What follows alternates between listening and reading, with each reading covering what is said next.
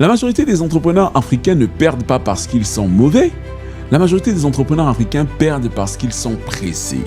Ils sont pressés de réussir. Ils sont pressés de montrer. Ils sont pressés de prouver. Pressés de briller. Ils veulent faire ça avant même d'avoir construit quoi que ce soit de solide. Et quand tu prends un peu du recul et que tu analyses bien les gens, tu te rends compte que ce besoin de court terme, il ne vient pas vraiment du business. Il vient de la pression sociale. Les gens veulent prouver à leur famille qu'ils ont réussi. Ils veulent montrer qu'ils ne sont plus pauvres. Ils veulent rassurer les anciens camarades d'école. Ils veulent faire taire les critiques. Mais cette pression pousse à des décisions toxiques. Un entrepreneur qui se soumet à ce type de pression va brûler les étapes.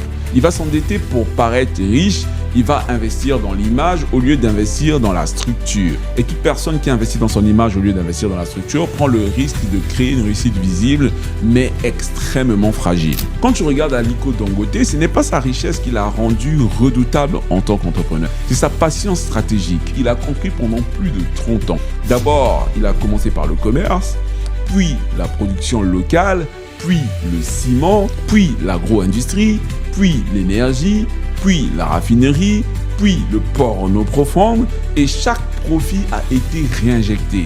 Il n'a pas été exhibé, il n'a pas gaspillé, il a réinjecté. Il faut comprendre une chose que les milliardaires africains ont très bien compris. Il faut accepter d'être invisible pendant un moment aujourd'hui pour devenir incontournable demain.